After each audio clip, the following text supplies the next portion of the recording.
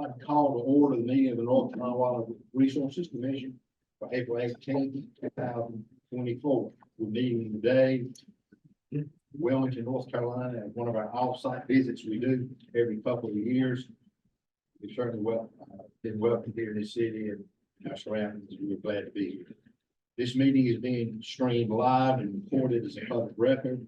The recording of the meeting will be available at www.ncwildlife.org. As a courtesy to others, please check your cell phones and turn them off during the meeting.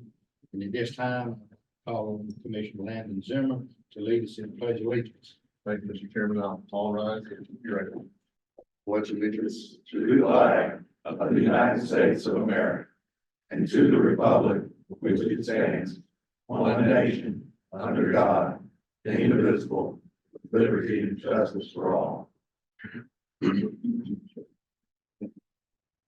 And at this time, I'd like to recognize Commissioner Mike Alford to provide our invitation. Thank you, Mr. Chairman. As we're in this beautiful port city of North Carolina, I'd like to offer a prayer attributed to Sir Francis Drake in 1577. Let us pray. Disturb us, Lord, when we are too well pleased with ourselves, when our dreams have come true because we have dreamed too little, when we arrive safely because we sailed too close to the shore. Disturb us, Lord, when with the abundance of things we possess, we have lost our thirst for the waters of life. Having fallen in love with life, we have ceased to dream of eternity. And in our efforts to build a new earth, we have allowed our vision of the new heaven to dim. Disturb us, Lord, to dare more boldly, to venture on wider seas, where storms will show your mastery, where losing sight of land, we shall find the stars.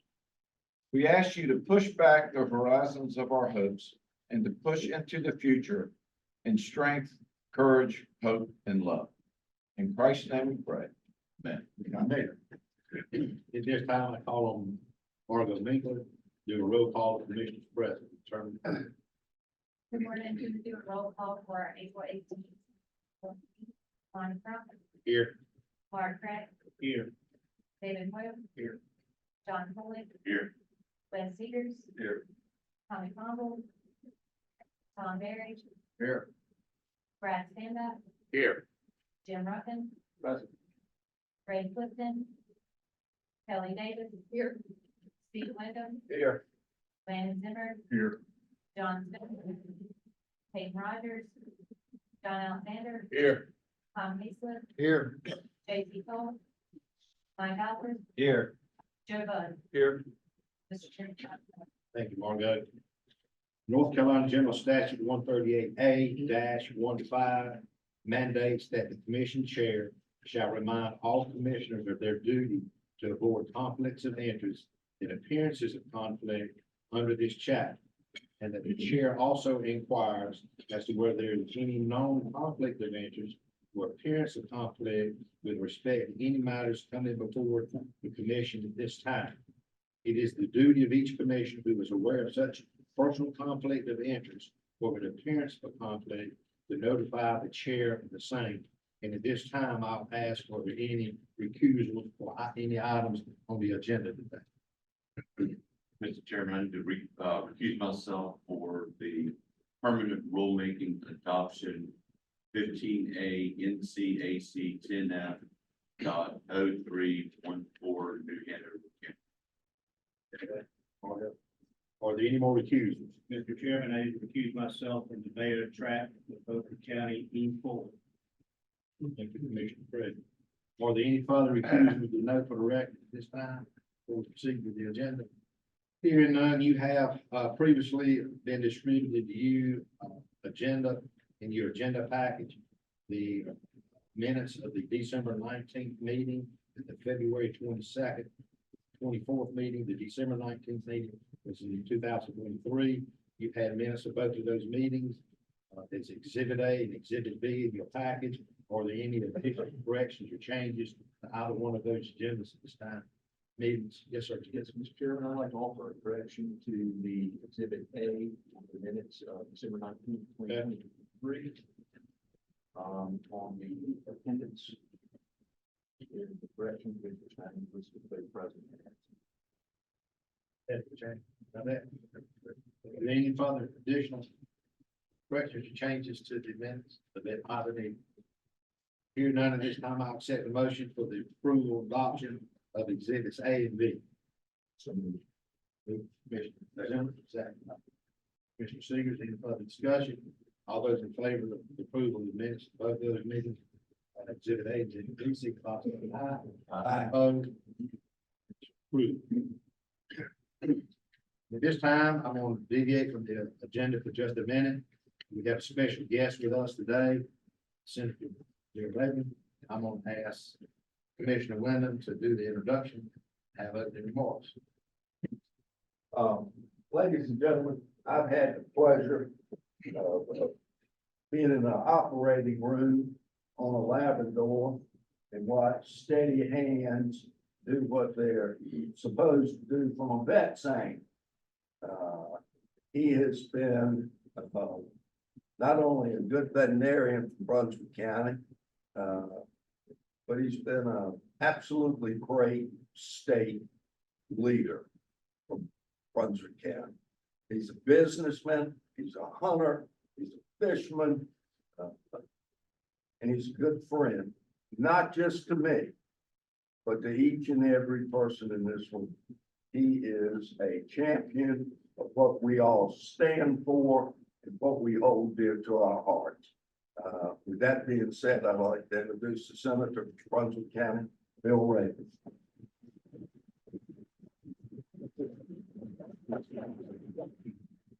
Thank you, Steve, and thank you all for being here.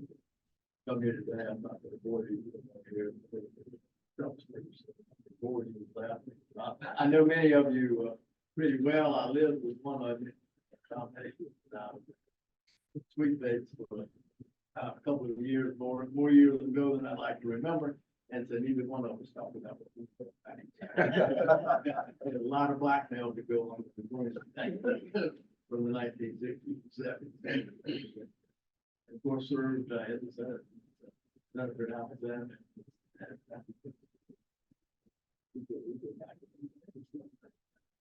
I applaud you all for what you do. You do it well. I wish all the state agencies, at least some of the state agencies, happen. Ran this year. Things that I see on the horizon, I guess here. Not things that we see on the horizon, that I see. Is a dwindling number of sportsmen and an increasing number of people who are against the sport. Don't really endorse what we do with life. And I think a lot of that I understand. I think that's someplace that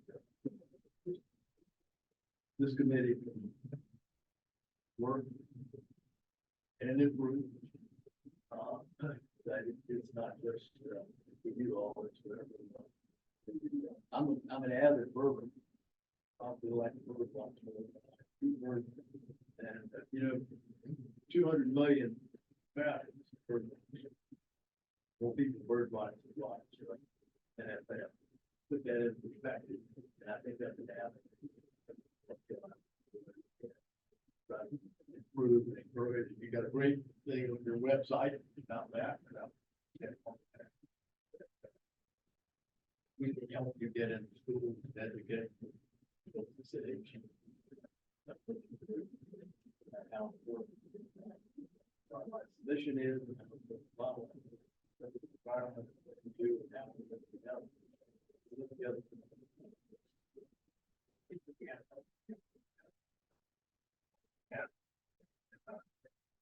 Very important.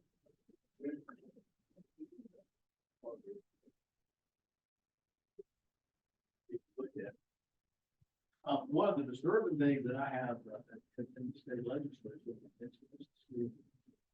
breakfast, is your budget is so lean. Your hands are tied. I've told people many times that this, when you make the budget request, actually, I told you, back to the basic, like, you did that, you knew what grade. You didn't ask them. And I bet it's too, when I said that, your budget's $19-20 million inside. That puts you, personnel. That's not a lot of money, it's pretty big. That's right, that show up. Doesn't show up. I would encourage you to get creative and come up with a dedicated stream rather than you have basically the rainy day project that you don't have to have. And often get things, or you can have an opportunity. You don't have to have it.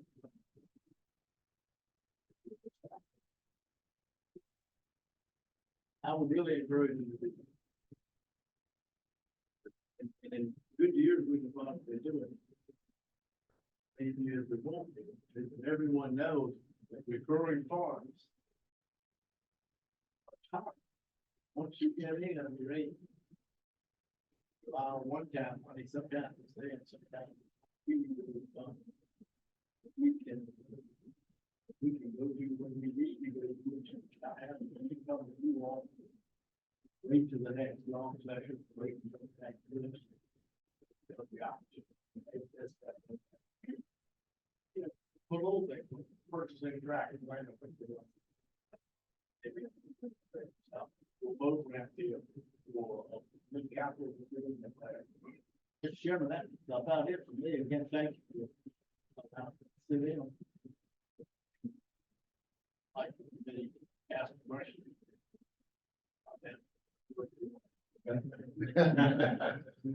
That sounds like it is. Does any of the commissioners have any questions or comments? That's totally Commissioner Hayes. Hey, put a muzzle on it. Next week. We appreciate you coming here. We're all aware of what you did for us. Last session, the General Assembly, to get 16 new officers and other financial assistance. State appropriation is critical to our funding model. You just touched on that. We appreciate you coming in, having to open the door to revisit additional expenditures in the future. I can assure you it would be for legitimate stuff, like additional officers. 16 new officers for the first time since 1976, long overdue. Again, with this commission fully aware your role, making sure that those very bright, very nice. I'll say this, he does a lot of good work for our state and also for wildlife. When I was in the Senate, I was the Senate, Horseman chairman, whatever they call it. And anything that came down the pipe, ran it to him and it generally either got stopped or went forward. And so he's a terrific friend of wildlife and other good things in that state. And I'll say that, he won't say this, but he would, but is that he's running for office this year. And I'm not sure what his campaign address is, but there's not a lot of them spelled RABON. And I'm planning on supporting him. And I would hope that other people in this room would understand that people like him who give up a lot of time shouldn't have to pull down in their pocket to run for office. Now somebody else can talk. Or maybe you let that be the last thing said, Bill. Any further comments or questions? Here none, thank you. Thank you so much. At this time, we're moving forward with the regular agenda. I'll call and recognize Jason Cottle to do our financial status report. Jason, what was yours? Thank you, Mr. Chairman. Good morning, everyone. We'll begin, as we always do, with a brief overview of the revenue and expenditure activity in both our general and capital improvement funds. I'll remind everybody that the data being presented on these first two slides is as of February 29th, 2024. In our general fund, we saw total revenues of $120,107,214.33. Total expenditures in the same, $110,369,032.24, leaving us with a fund balance as of February 29th of $30,952,563.41. In our capital improvement funds for the same period, we saw total revenues of $6,258,000, $776.47. Expenditures in the same $5,365,734.19, leaving us with an overall fund balance as of February 29th of $4,255,593.36. Are there any questions about that before I move to our endowment? Questions concerning this connection? Here none. Moving on to our endowment fund, again, this balance is as of February 29. We now see an overall balance of $184,835,429.03. And that balance is comprised of 83.11% in equities for $153,624,293.55, and 16.89% in our short-term investment fund, totaling $31,211,135.48. Our current expendable income as of February 29 is $63,544,128.56. Any questions before we move? Right. And this was shown to you yesterday in the committee of the whole, but this will be for your approval to vote to recognize the expendable income earned in calendar year 23 on the endowment fund investments. Total expendable income earned was $21,419,720.59. And just to restate what I said yesterday, this essentially regains the losses that we saw in calendar year 22. Funds performed quite well over the calendar year. Any questions on his recommendation?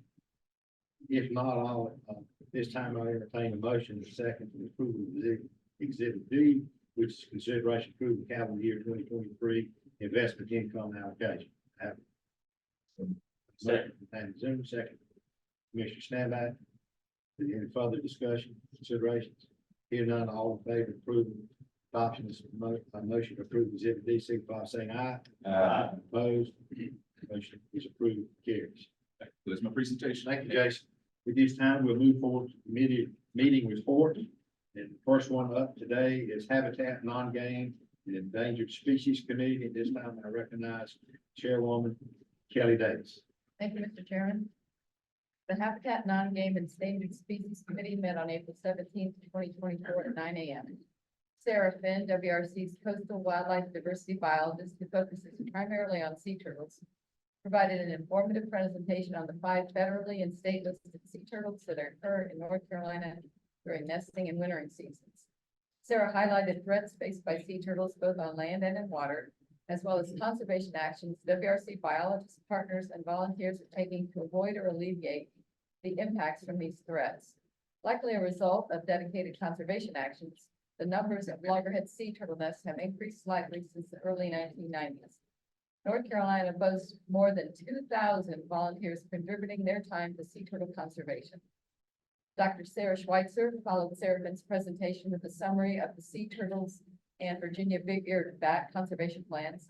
The committee voted to release the sea turtles conservation plan for public comment and endorse the approval of the Virginia big-eared bat conservation plan to the full commission, which will be voting exhibit 1 or exhibit I shortly. Dr. Heather Evans provided a presentation on the Roanoke log perch and use of environmental DNA, otherwise known as eDNA, to increase detection of this small endemic fish in tributaries to the Roanoke River. Detections of Roanoke log perch using eDNA were much greater, less time consuming, and less costly than those for backpack electrofishing. Environmental DNA survey data can be used to direct focus electrofishing efforts to confirm species presence and collect samples. Finally, Dr. Evans outlined plans for continued use of eDNA in other projects. There being no further business, the committee was adjourned at 9:47 a.m. Thank you. Are there any questions, comments? For Habitat Non-Game Endangered Species Committee report? Here none, I'll move forward to Migratory Bird and Waterfowl Committee report. Chairman John Coe. Thank you, Mr. Chairman. Migratory Bird and Waterfowl Committee met on Wednesday, April 17th at 9:45. Wildlife Chief Brad Howard presented the committee with staff recommendations on peregrine falcon and its take for the use in falconry. Next, the committee received information from Migratory Bird Game Bird Coordinator Doug Howell on the federal migratory bird hunting season frameworks and staff recommendations for migratory bird hunting seasons, including the special falconry season. Doug also provided the committee with an update on the impoundment at Matapesquite that had issues with lead last year. He gave us an update with the Atlantic Flyways Eastern Mallard project. Having no further business, meeting. Questions? Thank you. Any questions or comments? Migratory Bird Waterfowl Committee report? Here none, at this time we'll move to fisheries. Commissioner Wendell, you get that. The meeting was called to order at 11:15 a.m. Kristen Willis shared 10 rule proposals to be considered during the 2025-2026 annual rule cycle. 8 proposals address public mountain trout waters, with the other 2 dealing with Harris Reservoir, crappie and mullet rules. Christian then presented temporary rules on mandatory fish harvest reporting and the creel limits for striped and white mullet to be noticed for public comment. These will be presented to the commission for action later in the agenda. Christian then provided an informative update on the Walker State Fish Hatchery located in Pender County. It is the commission's primary warm water fish hatchery producing striped bass, bogey bass, channel catfish, and other species. Commissioners are invited to tour the hatchery and see the work firsthand. With no further topics, the meeting was adjourned at 11:45. Thank you, Mr. Chairman. Thank you. Are there any comments or questions related to the fisheries committee report? Here none, we'll move forward to the big game committee. Recognize Chairman David Holt. Big game committee met Wednesday, April 17th, 10:15. The meeting began summary of this past year here and bear harvest. Harvest for most species were at all-time highs. Next, Assistant Chief Chris Craig gave us an update on CWB sampling results for this year. Over 36,000 meters were sampled this year, with 13 positive being detected. Thankfully, we did not find CWB in any counties this year. The total CWB positive count is now 24. Staff presented their recommendations for next year's surveillance area county and mandatory testing windows. The surveillance area county will not change next year, but the number of mandatory testing days in both areas. 3 days, surveillance area 1, which is the original northwest, and 8 days, surveillance area 2, which is the southeast. Finally, we've been meeting at roundtable discussion about where we are with CWB and the future might look like, what's the questions and ideas discussed. No other business. Thank you, Chairman. Are there any comments or questions? Big game committee. Here none, we'll move forward to land acquisitions property committee and recognize Mr. Stanback. The Land Acquisition and Property Committee met at 1:15 on April 17th, 2024. Meeting was held in Wilmington, North Carolina at Hotel Dallas for the 2024 offsite meeting. The committee reviewed and approved 13 proposals, which included 6 phase 1 land acquisition proposals, 6 phase 2 land acquisition proposals, and 1 disposition request from the city of Salisbury. The committee approved the conceptual phase of the disposition request and directed staff to gather more information before the project returns to the board for final approval. That concludes my report. Thank you. Any questions or comments regarding land acquisition property committee report from yesterday? Here none, I'll give the committee the whole report. Committee of the whole met yesterday afternoon to 10. Meeting began with CFO Jason Collins, presented an update on the endowment fund balance and the expendable income calculations for 2023. Next, we moved to rulemaking. Brad Howard presented 2 rule proposals for 25-26 annual rule cycle. Melvin Bonner then presented permanent rulemaking for license fees, commercial use permitting, the 24-25 land and water access rules to align deer seasons with game lands with changes already approved in the western deer season. Finally, Betsy Haywood presented no wake rule zones for Pender, Bladen, Dare, and New Hanover counties. Consideration for the business today. There being no further business, meeting adjourned, or any questions or comments related to committee overall. Hearing none, we move forward with the agenda, and at this time I recognize Colonel Ben Meyer to introduce our speaker, Lieutenant Scott Strickland. Spot, Agency Spot. Mr. Chairman, I would like to introduce Lieutenant Scott Strickland. He's actually recently promoted in District 6.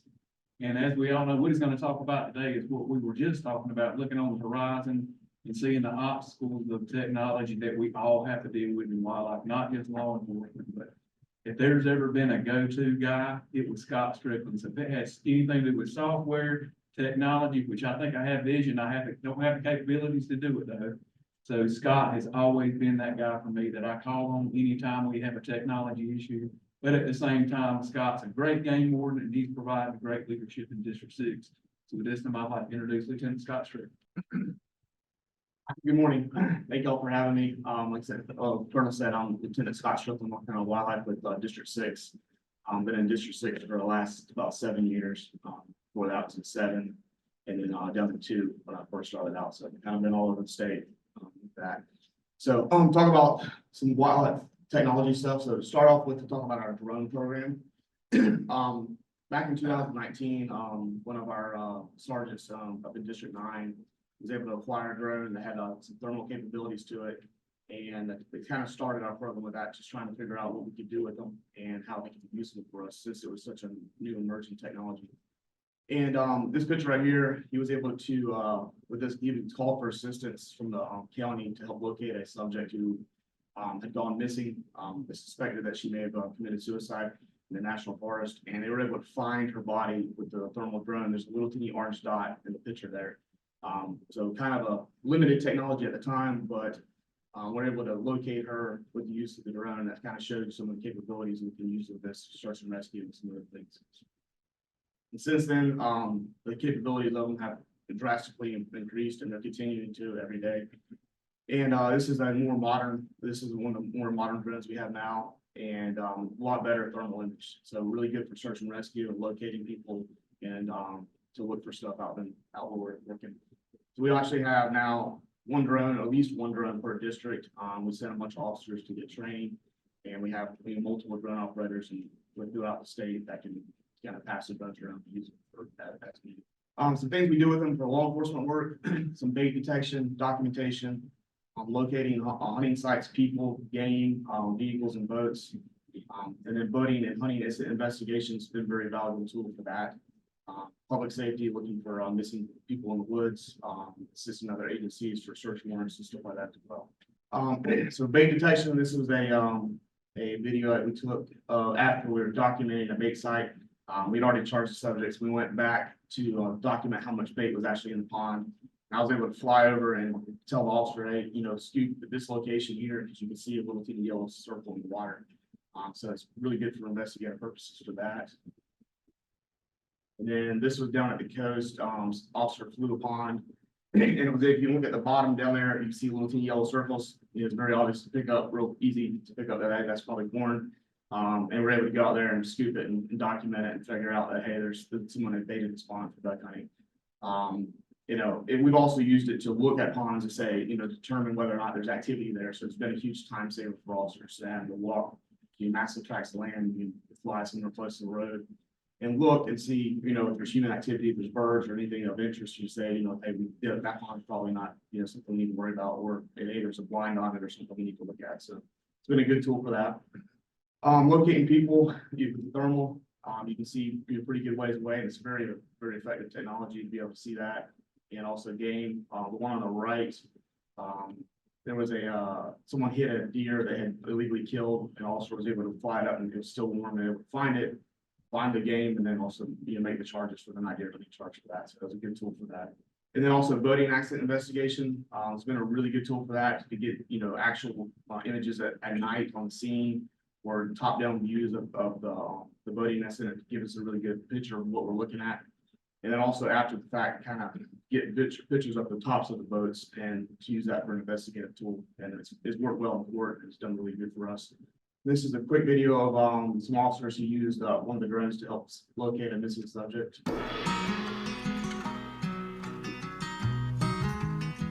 So on September 16th, we had been working a program.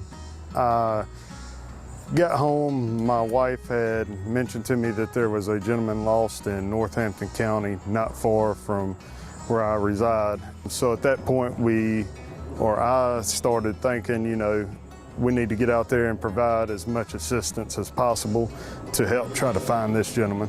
I received a call from Sergeant Durham, and after just receiving my drone pilot's license and receiving my drone, I was excited to be able to lend some assistance. So after arriving on scene at the command center, the drone operator that was there along with us already had his drone deployed, found a stump that was soaking up a lot of heat from the sun that day, giving off that signature that tricked us or fooled us to think that it might have been Mr. Vaughn that we were looking for. After that, myself and Sergeant Durham proceeded down to the south side of the farm, flew for a few hours. As the night progressed and all the deer and animals that were out, we made sure that we checked each heat signature that we seen, making sure that it wasn't Mr. Vaughn. We were getting tired. It was very cold that night, but I was able to pick out a heat signature in through the canopy of the trees, of which I led Sergeant Durham to at that point. Officer Vaughn directed me in, and we found, or I ended up seeing Mr. Vaughn. Once we realized that he was good, he was still conscious, everything was good, it was just a total sigh of relief. Well, as far as, you know, our job goes, they prepare us through, you know, quality training. I mean, we are in the woods, that is our office. You know, we're constantly either tracking people, tracking animals. You know, the commission has done well with training us in those areas. I think the reason I found a responsibility to help and assist with this, much like any other officer or first responder in the state, we do this job so that we can help others. We always think about those people as if it was one of our own family members that were out there, and that's why we do this job, so that we can provide help for the public and the people of North Carolina. That was a really good example of the use of that technology for us. And then we've also helped manage it quite a bit. They've done some turkey counts and some bird counts and stuff with the drone. We're able to fly out and, you know, get a good picture of that. And even if they're kind of hidden in the woods, and use a thermal to kind of help identify those animals and count. So it's been a really good tool for that as well. And then, so on to thermals. Thermal is becoming a much more popular thing for hunters to use. You know, lawfully you can use it for coyotes and hogs. This is a great tool for that.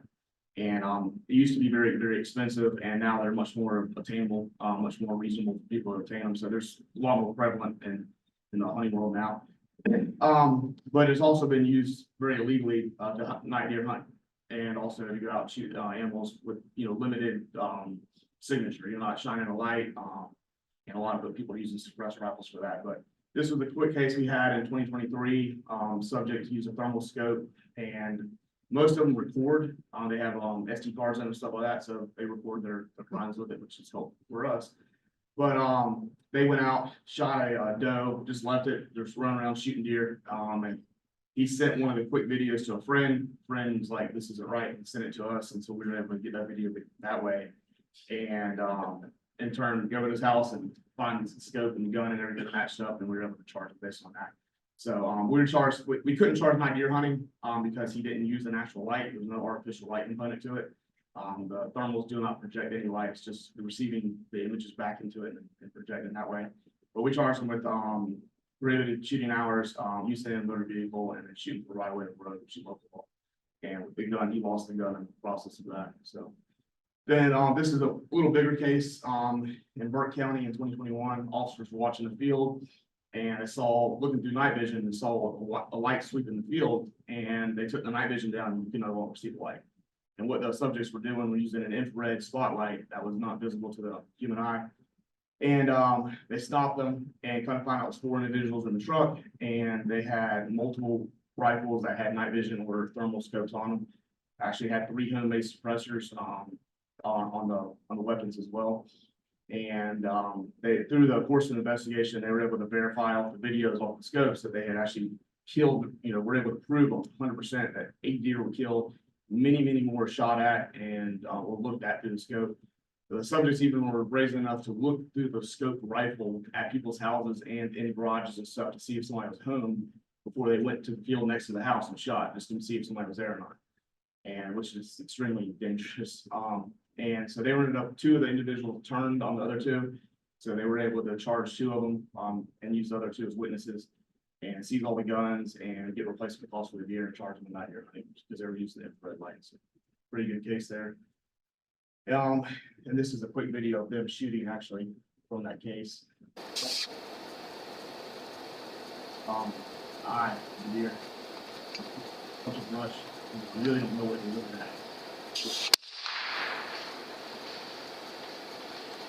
That's the raising they had gotten. So, big thing with this, we were able to charge night deer hunting with this one because they were using infrared, and shining an artificial light versus where the other one case they weren't.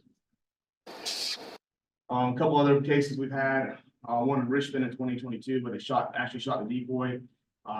They didn't actually use the thermal. They had a thermal on the scope. They just threw the gun up real fast and shot because they saw the deer, the decoy in the headlights. So, and kind of contrary to that, in Montgomery County in 2020, officers watched a gentleman scope a decoy with the thermal, but it obviously doesn't emit anything. It doesn't look like a real deer, and so they didn't shoot it. So we weren't able to do anything with them.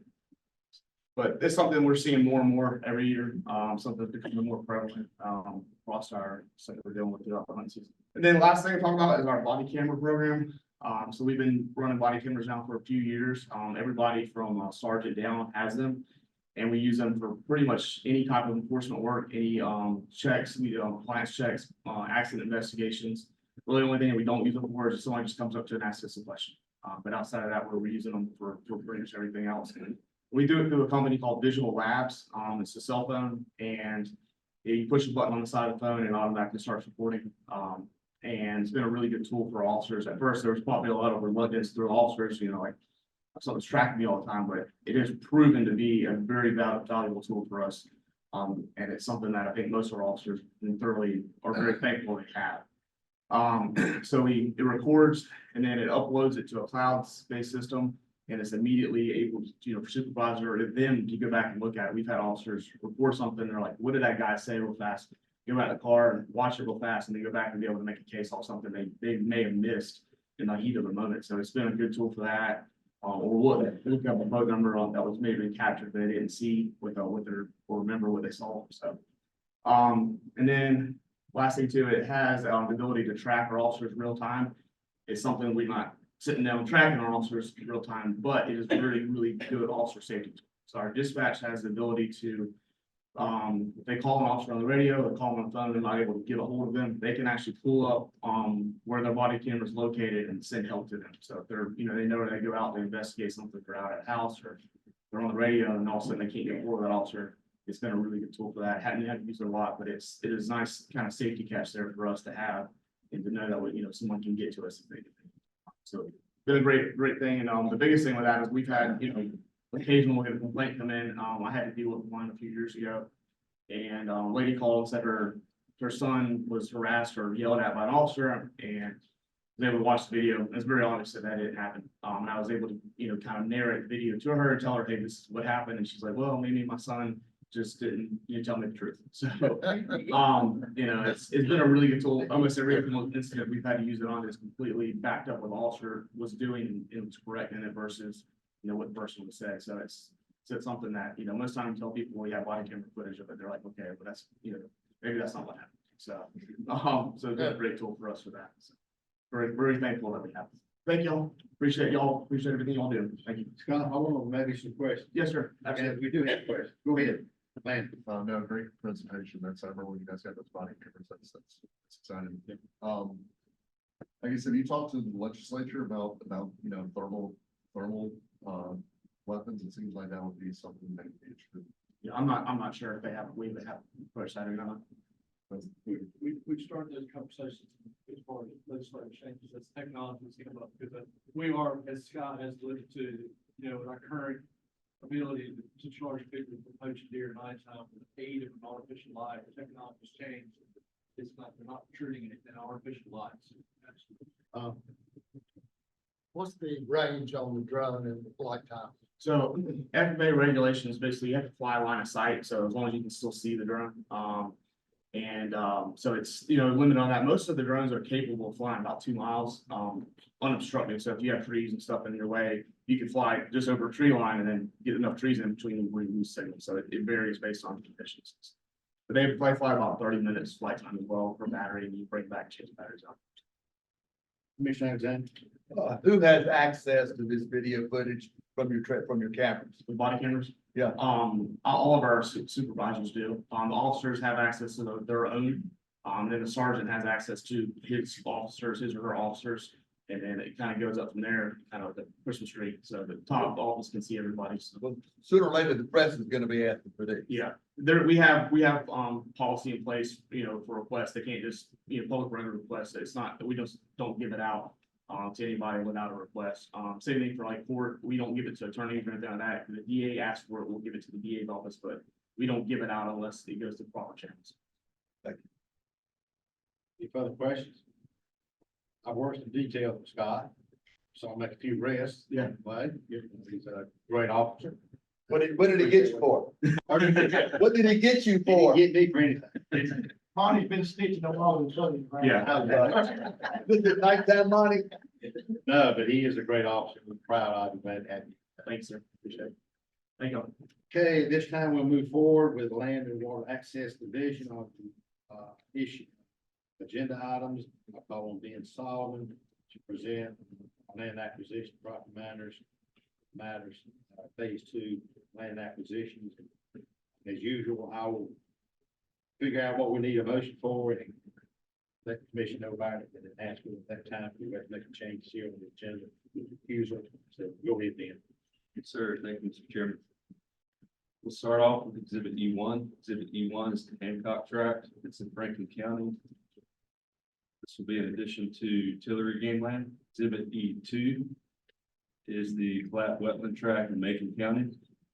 This will be in addition to Needmore Game Land. Exhibit E3 is the Huckleberry Hill Tract.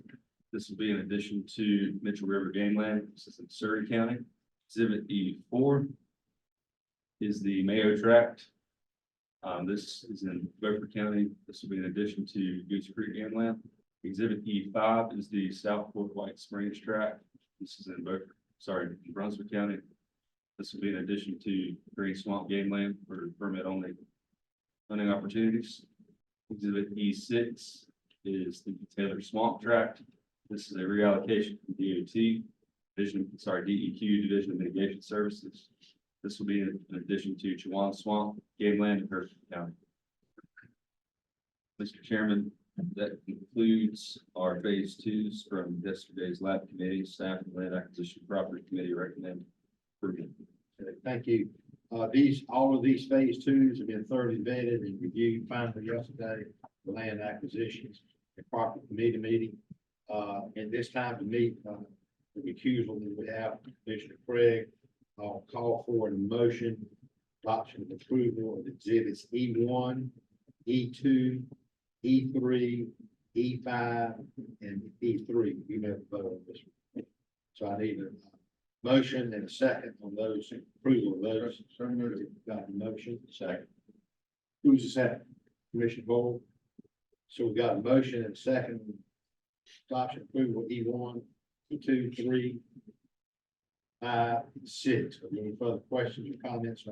Hearing none, all those in favor signify by saying aye. Aye. Opposed? They are adopted, motion is approved. At this time, I'll entertain a motion and a second for approval of E4, the Mayo Tract in Beaufort County. So the motion, Commissioner Standback, second. Alford. Any further comments or questions related to that motion? Hearing none, all those in favor of the adoption of exhibit E, Mayo Tract, Beaufort County, signify by saying aye. Aye. Opposed? Motion carries. Thank you, Ben. Thank you, sir. We'll now move forward, Wildlife Division presentation. Recognize Brad Howard for 24-25 webless migratory bird resident key extended outdoor and water fowl seasons. Thank you, Mr. Chairman. Exhibits F3 and F4 are the voting exhibits. I'm assuming you want to take those together. Yeah. If I get through the comment tank here. I can call at the same time. Exhibit F3 is the migratory game bird proposed frameworks and Wildlife Management Division staff recommendations for our migratory game bird hunting seasons. There was a lot of comments. There we go. And exhibit G is there's exhibit F4 is the proposed framework season dates for the extended falconry season and staff recommendations. The staff recommends approval of both of these exhibits, Mr. Chairman. Okay, we will take these two separately. First, I'll ask for a motion and a second to adopt and approve of exhibits F3 and F4 as presented. That motion, F4, seconded by Coley. Any further comments or questions? Here none, all those in favor of the adoption of exhibits F3, F4 is presented, signify by saying aye. Aye. Opposed, motion carries. Now I ask for a motion and second consideration approval of exhibit G, repairing falconry. Motion Cole, Coley, who's second? Sorry. Any further comments or questions? Here none, all those in favor of adoption of exhibit G, signify by saying aye. Aye. Opposed, motion carries, exhibit G is adopted. Thank you, Brad. Thank you, Mr. Chairman. This time I'll call on Dr. Sarah Swatcher to present a special species conservation for Virginia big-eared bat conservation. Thank you very much, Chairman. We presented this plan yesterday and discussed its review by in-house by NWAC and Hengies. And today we ask for a motion to approve this conservation plan. At this time, I'll consider a motion in second adoption of exhibit 8, which is the Virginia big-eared bat conservation plan as presented. Got a motion. Second, Commissioner Kelly, second by Commissioner Standback. Any further comments or questions? Here none, all those in favor of the adoption of exhibit H, the Virginia big-eared bat conservation plan, signify by saying aye. Aye. Opposed, motion carries. It's time to move forward to water safety rulemaking. I recognize Water Safety Rules Coordinator, Nancy Hayward, who enjoyed a boat ride yesterday at about 62 miles an hour. Yes, I did. Thank you, Mr. Chairman. Good morning, everyone. Yesterday in committee of the whole meeting, we discussed several proposed water safety rules, and I will start with exhibits I-1 and I-2. I-1 is simply a report of public comments for this rule in Bladen County, and there were no comments for this rule. This is for 15A NCAC 10F.0304, and this is a request for final adoption to create a no-wake zone short shore at Elwell Ferry and Elwell's Ferry boating access area on the Cape Fear River to better define the restricted area at White Lake where boating and water recreation activities are regulated in places, and also to incorporate into the NCAC the boating access areas in Pender County that are owned or operated by the Wildlife Resources Commission. And I'll move to exhibits J1 and J2. J1 is the summary of public comments that were received during the open comment period, and there were none. Moving on to J2, this is for 15A NCAC 10F.0310 Deer County. This is simply a final adoption of a technical correction that will correct the coordinate at the point near the south shore of Mott's Creek, located at the Cape Hatteras National Seashore. Staff requests your approval of this too. At this time, I'll accept the motion and second to approve adoptions of exhibits I2 and J2 as just proposed. Motion, Commissioner Seegers for second. Second, Commissioner Russell. Any further comments or questions? Here none, all those in favor of adoption of exhibit I2, J2, Bladen County, and Dare County, we make an adoption, signify by saying aye. Aye. Opposed, motion carries. Move forward with K2. Exhibit K2 was discussed yesterday in the committee of the whole meeting. The commission reviewed the assessment matrix that was completed by enforcement for a request as the result of petition to the commission for rulemaking to extend the no-wake zone that is located in Bradley Creek in the city of Wilmington in New Hanover County from its current location at channel marker 4, approximately 400 feet southeast of the current point. And that is a point closer to the mouth. And at the same time, the request is to make the no-wake zone shore to shore. Public comments were received as well and were discussed yesterday in the meeting. And that was in Exhibit K1. So staff recommends your consideration of adoption of this rulemaking as the result of the petition for Bradley Creek. Before I ask for a motion and second, I'll note this item, this agenda item as a recusal from Commissioner Cole. With that being said, I'll ask for a motion and second for the adoption of Exhibit K2 reference Bradley Creek, New Hanover County, no wake zone. So moved. Motion, Wyndham, is there a second? Second. Commissioner Alexander, any further discussion today? Here none, all those in favor of adoption of K2, reference New Hanover County, Bradley Creek, no wake zone, signify by saying aye. Aye. Opposed, motion carries. K2 is adopted. So we've got rulemaking, permanent application fiscal note. Yes, sir. Last item. These are exhibits L1 and L2. L1, I will start with, which is 15A NCAC 10F.0321. And this is an application and certified resolution received from the town of Surf City in Pender County to create 2 no-wake zones that are bisected by the Intracoastal Waterway in the town of Surf City along the waterfront. And there have to be 2 no-wake zones because regulation of the Intracoastal Waterway is prohibited by the U.S. Army Corps of Engineers. Staff requests your approval to publish notice of text in the North Carolina Register with an open comment period and public hearing to create the 2 no-wake zones along the waterfront. And they are east of the Highway 210 Surf City Bridge, north and south of the Intracoastal Waterway, and extend to points approximately 500 feet eastward in the waters of Topsail Sound and a portion of Topsail Creek. And we did review the fiscal note yesterday, which was approved by the Office of State Budget and Management, and we request your approval of L1 and L2. Any questions for Benson? I understand this. Taking this. There's a motion and second, L1 and L2. Motion and second. Commissioner Rutherford. Mayor. Any further questions, comments? Hearing none, all those in favor, signify by saying aye.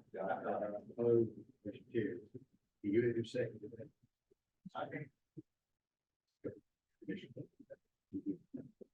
Thank you. This time, we'll move forward with rulemaking, and I'll recognize that Bonner. Thank you, Mr. Chairman, and good morning, everyone.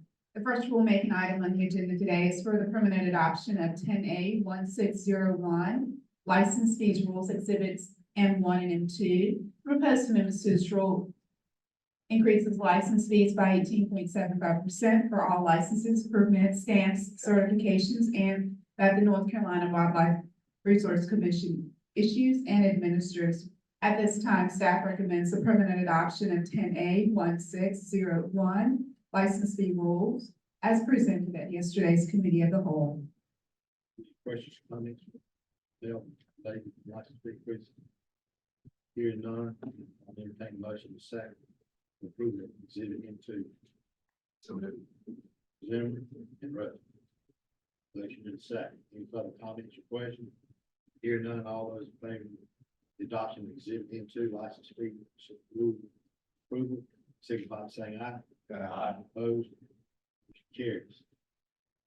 Second rulemaking item on the agenda today is to notice the rules in the 10H1800 commercial activity permitting section, exhibits N1 and N2, which includes 10H1801, general requirements and fees, 10H1802, commercial use permits, 10H1803, event permits. Proposed rules in this section are in accordance with the North the Commission Authority under the North Carolina General Statutes 113264 to license, regulate, prohibit, and to restrict the public as to the use of the enjoyment of commission property.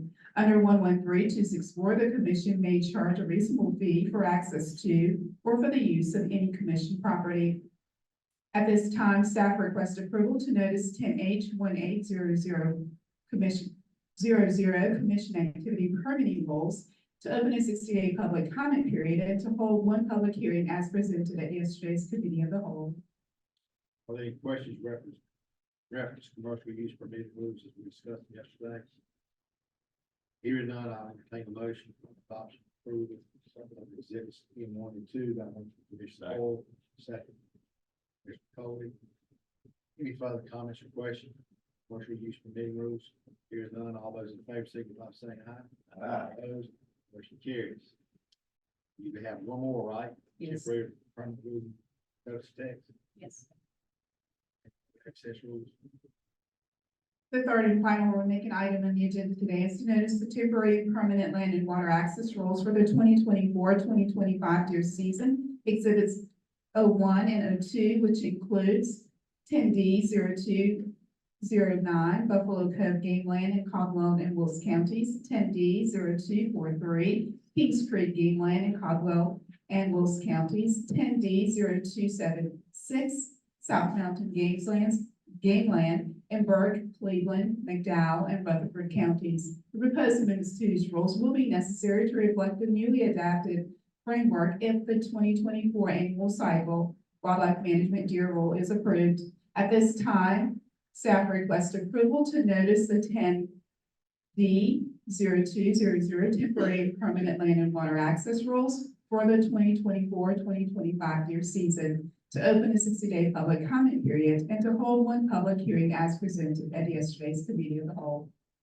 Are there any questions for her reference 24-25 names of water access, rulemaking notice of text? Hearing none, I'll entertain the motion to adopt exhibits 01 and 02. So moved. Alexander, second. All. Are there any further comments or questions? Hearing none, all those in favor of adoption of exhibits 01 and 02 is presented, signify by saying aye. Aye. Opposed, motion carries. Thank you, ma'am. This time I'll call on Christian Waters, Indian District Chief. We make a notice of text, strike mullet and white mullet. Thank you, Mr. Chair. Good morning. So I have two items for you today. The first one is Exhibit P, it's temporary rulemaking to address the creel limit for striped and white mullet. It was presented yesterday at the Fisheries Committee, and staff recommends for public notice the text as it is presented in Exhibit P. Any questions for Christian reference this rulemaking notice of text? Here none, I'll entertain the motion. Second for consideration approval of exhibit P. Commissioner Berry. Second. Second. Cole. Other questions, comments? Here none, all those in favor. Adoption of exhibit P, signify by saying aye. Aye. Likewise, motion carries. Temporary rule, making notice of text, harvest reported rule requirements. If we've been over yesterday, now a lot of questions about then, probably still do today. Okay, yeah, so Exhibit Q is a temporary rule to implement the mandatory harvest reporting requirements. It was discussed yesterday in the Fisheries Committee, and staff recommends approval for public notice of the text as in Exhibit Q. Any comments or questions? We discussed this pretty thoroughly yesterday. Maybe a lot of questions. I got that. Go ahead, Steve. I didn't mean to front you, but you go right ahead. Thank you, sir. How is it gonna be reported? That's all I want. You told me it's gonna be an app. You told me it'd be by the phone, be carrier pigeon. How is it gonna be reported? Okay, so immediately based on this temporary rule, it will be done via basically a web form. So it'll be an online application where someone can go in and put in. Who's web form?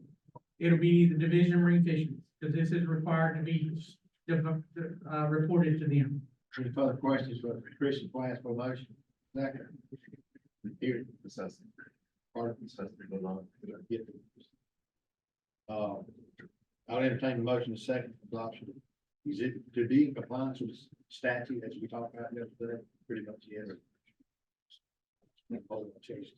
So I entertain a motion to second for adoption of exhibit Q. So move. That motion. I'll have to pay somebody, I think. I keep getting assembly off, but Commissioner Ruffin and stand back. Motion to second. All those in favor, signify by saying aye. Aye. Opposed? No. Okay. I got 4 no's, 5 no's, 6 no's. Well, y'all, let's do a roll call vote. Y'all realize that when it puts. I realize it's stacked. Okay. I got a lot of questions. Okay, that's When fine. it's got to go through DMF, Yeah. anybody. I agree. Go ahead. Do a roll call vote on exhibit Q. Lonnie Crump, Yes. Mark Craig, Yes. David Boyle. No. John Foley, No. Wes Segers. Yes. Tommy Fumble, Tom Berry. Brad Standback, Yes. Jim Ruffin, Yes. Ray Clifton, Kelly Davis. Yes. Steve Wyndham, No. Landon Zimmer, Yes. John Stone, Peyton Rogers, John Alexander, No. Tom Hayslip, Yes. Jason Cole, Mike Alford, Yes. Joe Bud. What's the vote? Call vote. 9 in favor, 6 opposed, the motion is adopted as presented. Thank you. Thanks. This is just something that's thrown on us, as you discussed yesterday, President. I understand the consternation about it, and this is one of those that will remain to be seen. That concludes commission business. This time we'll move forward to comments by chair, and we always look forward to leaving Raleigh, having meetings off-site. We have host communities, we have commissioners involved in it, and I can, on behalf of the commission, I can thank Commissioners Windham and Zimmer for all you did to be just fantabulous, fabulous hosts this week for us, all the time, effort, and resources you put into hosting this committee, the commission, and our staff. They showcase your community. We're very grateful and very thankful to both of them. Let's give them a round.